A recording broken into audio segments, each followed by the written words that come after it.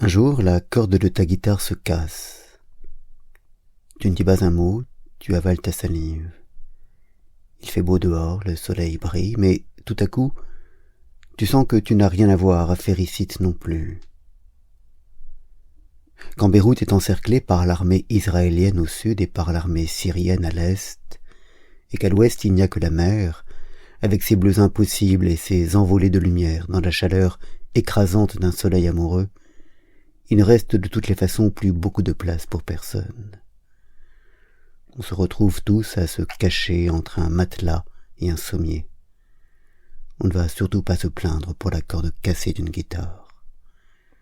On la range au fond de l'armoire, comme les mots au fond de la gorge, même s'ils sont coupants comme des lames de rasoir. Ce que tu veux vomir, tu l'avales.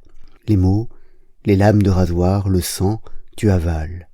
Tu refermes la porte de l'armoire et tu restes là, les yeux accrochés à tes autocollants et aux posters de tes chanteurs préférés que tu trouvais chaque semaine dans cette revue, dont le nom suffit encore à te tirer des larmes des yeux.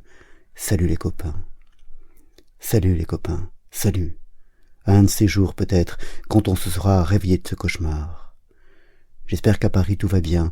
Tu regardes Claude François, tu regardes Eddie Mitchell, tu regardes Dave et Sylvie Vartan dans leur jeunesse éternelle, et tu te surprends à pleurer, seul dans ta chambre, le front appuyé contre les portes blanches de ton armoire à secret, parce que tu sais, à ce moment précis, que non seulement l'enfance est terminée, mais qu'elle est la corde brisée de cette guitare que tu viens juste de ranger. Que quelque chose sonnera toujours faux, et les bombes tombent, et les sirènes hurlent, et la terre tremble, et toi, ton cœur s'ouvre comme une huître sous le coteau des inquiétudes. Tout se casse, se fracasse. Sainte Vierge Marie, ne me laissez pas seule, je vous en prie, venez me chercher, je vous en supplie. Vierge Marie, mère de toutes les mères, ya Sadra, ya Mariam, Saïditit, Tale, Maritikine. Mais la statue ne bouge pas, elle ne pleure pas. Les miracles, c'est pour les autres, les visions prophétiques, c'est pour les autres. Toi, tu n'as pas le temps, tu dois t'occuper de tes frères, de ton père, tu dois faire le repassage, la cuisine, la vaisselle, tu dois faire les bagages, fuir le pays, accompagner ta mère à l'hôpital et à la préfecture, comprendre les procédures des séances de chimiothérapie et celles du renouvellement des visas, comprendre les sous-textes des médecins, les espoirs, les désespoirs, les chutes, les rémissions et les rechutes, et puis l'interdiction de demeurer sur le territoire, alors les bagages encore, et l'exil encore, et la neige et le froid, et, au-dessus du cadavre de ta mère, tendre un billet de $20 à ton petit frère pour le consoler et devenir sa mère, avant d'aller enterrer ta mère et de te marier avec ton père. Pas de temps pour les miracles. Alors, dans le silence de tes nuits, pour tuer les germes des regrets, soir après soir, tu étrangles tes rêves. Ta vie heureuse, tu l'étrangles, ta vie amoureuse, tu l'étrangles, ta vie libre, tu l'étrangles, tes rêves de voyage, tu les étrangles, tes amants de passage aussi, tu les étrangles. Tu étrangles sans trembler les enfants que tu as toujours voulu avoir. Ta fille aînée, à qui tu aurais donné le prénom de Waïda, tu l'étrangles. Ton fils aîné, que tu aurais prénommé Aïram, tu l'étrangles. Et ton fils plus jeune aussi, tu l'étrangles. Et ta dernière, celle qui n'était pas prévue, qui aurait été la source de toutes tes joies, même elle, la plus petite, la plus naïve, tu l'étrangles. Qu'est-ce qu'il pense que ça devient, une fille de 17 ans, à qui l'on demande de ranger, bien pliés au fond de son armoire, les cadavres de ses rêves assassinés? Je suis pleine à craquer de mes rêves démembrés. La mer Méditerranée, c'est moi, et mes larmes se sont dessalées au creux de mes nuits. Mais après le saccage, on finit toujours par tout ranger, et quand il n'y a plus de rêves à étrangler, ça devient plus facile.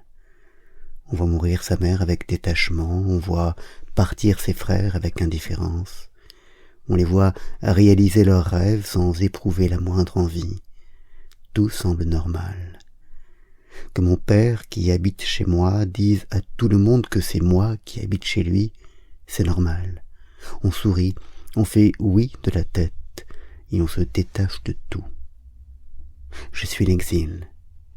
Je n'avais pas compris que rêver n'était pas pour moi, et que je ne suis né que pour porter le chagrin de ma mère. l'humiliation de mon père et dégager le chemin pour mes frères. Quand on comprend ça, Geneviève, on devient comme la branche d'un boa, inflexible. Un pont au-dessus du vide pour que les autres puissent passer. Les parents, il faudra bien que quelqu'un les accompagne, il faut bien que quelqu'un les rassure, même si ce n'est pas toujours évident et que les vents contraires sont forts à Winnipeg comme à Beyrouth. Il faut des ponts pour faire face, pour faire front. Et nous sommes ces ponts, Geneviève, et nous devons tenir jusqu'à ce que le dernier des humiliés soit passé. Après seulement, nous pourrons lâcher. Alors ce sera la chute dans le noir merveilleux de l'oubli, le grand soulagement. Et peut-être que plus tard, quand tout sera enfin apaisé, quelqu'un se souviendra des ponts écroulés, et il dira « Grâce à eux, nous sommes en vie ». Et des larmes se mettront à couler sur les joues de ceux à qui il le dira. Mais ça, Geneviève, ça, toi et moi, ici, dans cette chambre, nous pouvons simplement l'espérer en silence. Pas plus. Pas plus.